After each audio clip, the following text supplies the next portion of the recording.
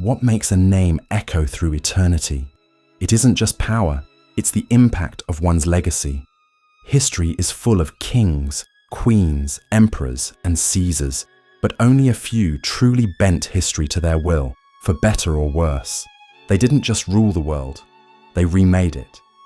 Their decisions forged empires, spread philosophies, and drew the lines of our modern map.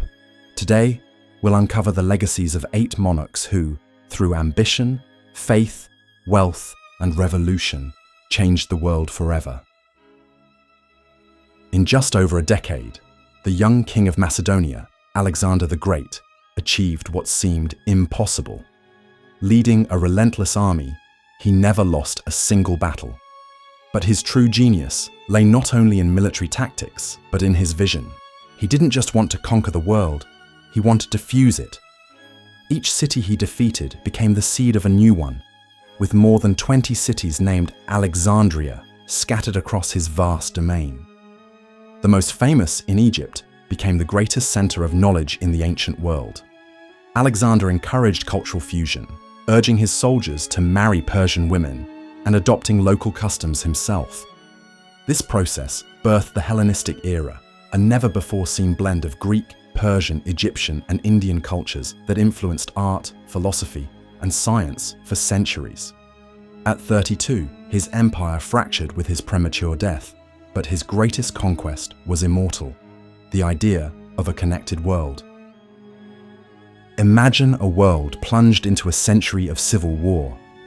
The Roman Republic, having conquered vast territories, was tearing itself apart from within, exhausted by rival generals' ambition. It was in this chaos that a cunning and calculating young man appeared. Octavian, great-nephew and heir of Julius Caesar.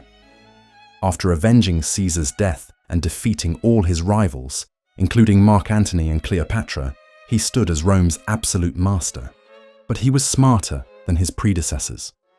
Rather than naming himself dictator or king, a title Romans despised, he made a masterstroke. He restored the Republic, at least in appearance. He called himself princeps, or first citizen, yet in practice held all military and political power. Thus the Roman Empire was born.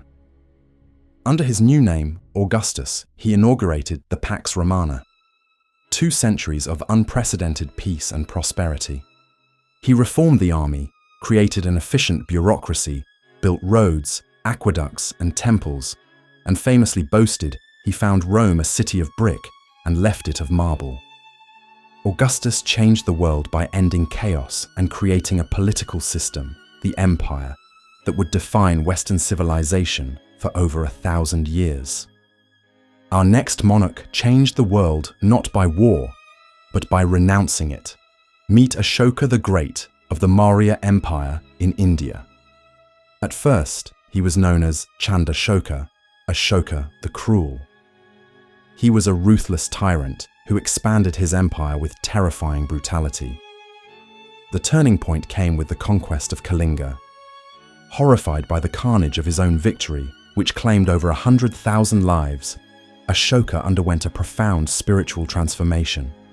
He embraced Buddhism and its principles of non-violence and compassion. For the rest of his long reign, he governed through the Dhamma, a moral code of just conduct. Instead of armies, he sent Buddhist missionaries to distant lands like Sri Lanka and Southeast Asia. He built hospitals for people and animals, dug wells, and planted trees along roadsides for travelers' welfare. His legacy of peace and tolerance helped turn Buddhism into a world religion. From the steppes of Mongolia rose a force of nature, a man whose name still inspires both terror and admiration, Genghis Khan. Born Temujin, in a world of treacherous tribes and constant warfare, he united the Mongol nomads under one banner through sheer will and military brilliance. His war machine was unlike anything the world had seen, built on merit, strict discipline, and an organization that shattered old tribal loyalties. Mongol conquests were terrifyingly brutal, ravaging cities that dared to resist. Yet behind the destruction, Genghis Khan was also a brilliant organizer. He established the Yasa, a code of laws banning the abduction of women, regulating theft, and promoting religious freedom. He created the Yam, an incredibly efficient postal system that connected his vast empire. By making the Silk Road safe for trade, he ushered in the Pax Mongolica, a century of peace that enabled unprecedented exchange of goods, ideas, and technologies between East and West. He changed the world by destroying it, and then connecting it. In an age ruled by kings and popes, a woman ascended the throne of a fractured England on the brink of collapse and transformed it into a powerhouse. Elizabeth I was a survivor. After spending part of her youth imprisoned in the Tower of London, she learned to navigate the treacherous waters of court politics with sharp intelligence. When she inherited the throne, she refused to follow her predecessor's path. Rather than impose a religion, she established the Elizabethan religious settlement, a pragmatic compromise that brought stability to a nation torn by religious strife. Against all odds, her modest navy defeated the Spanish Armada, a turning point that opened the seas to England's future expansion. Known as the Virgin Queen, she famously declared she was married to her nation. Her 44-year reign fostered a golden age, an English cultural flowering that gave us William Shakespeare and laid the foundations for the future British Empire. While Europe trembled before the power of the Great Turk, his own people knew him by another name, Kanuni, the lawgiver. This was Suleiman the Magnificent, a sultan whose shadow stretched from the plains of Hungary to the sands of Persia, presiding over the Ottoman Empire's absolute peak. To the west, he was a relentless conqueror.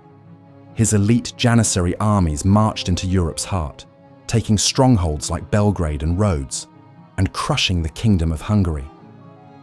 He reached Vienna's gates, a direct challenge to the Holy Roman Empire that sent shockwaves through Christendom.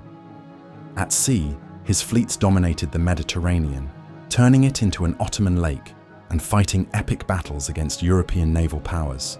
Within his vast empire, Suleiman was a meticulous administrator. He completely reformed the Ottoman legal system, harmonizing secular law with Islamic religious law. His code, the Kanun, was so comprehensive it remained in force for over 300 years. Under his patronage, Istanbul enjoyed an artistic and architectural golden age, with genius Mimar Sinan constructing the majestic mosques that still define the city's skyline today.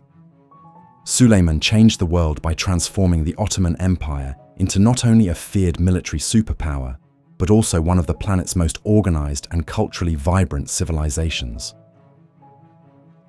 In Europe, one king elevated the concept of monarchy to an almost divine level. Louis XIV, the Sun King of France, personified absolutism. His famous declaration, "I am the state," wasn't mere rhetoric, it was his reality. He inherited the throne as a child, and after surviving a civil war, vowed to centralize all power in his own hands, so that no noble or parliament could ever challenge him again. His masterpiece wasn't a battle, but a palace. Versailles. More than a lavish residence, Versailles was a gilded cage. Louis forced the high nobility to live there under his watchful eye, turning proud warriors into courtiers obsessed with etiquette and royal favor. While they competed for his attention, he ruled France unopposed. Louis XIV's reign, the longest in European history, marked France's Grand Siècle. He was a patron of the arts, championing geniuses like Molière and Lully, and his influence on fashion, cuisine, and art radiated across Europe. He changed the world by creating the definitive model of absolute monarchy, a spectacle of power and culture as brilliant and centralizing as the sun itself. Our final monarch ascended the throne of a nation deliberately isolated from the rest of the world, trapped in an unchanging feudal system. Yet under Emperor Meiji, Japan didn't just change, it catapulted into the future at breathtaking speed. In 1868, the Meiji Restoration ended the shogunate and returned power to the emperor. What followed was one of history's swiftest national transformations. Under the motto, "Rich country, strong army," Japan embarked on radical modernization. The government sent missions to the West to learn about industry, governance, and technology. The feudal system was abolished, samurai lost their status, and a European-style national army was formed. Railways were built, factories emerged, and a constitution was adopted. In just a few decades, Japan went from an agrarian, secluded nation to an industrial and military power that would defeat China and Russia in successive wars. Emperor Meiji oversaw a complete revolution, proving that the greatest change can come from a nation's will to reinvent itself. From Alexander to Emperor Meiji, power takes many forms. It can conquer, but also build. It can destroy, but also unite. These monarchs, with their visions and flaws, left nothing to chance. They forged the future. Which other ruler do you think deserves a spot on this list? Share your thoughts in the comments.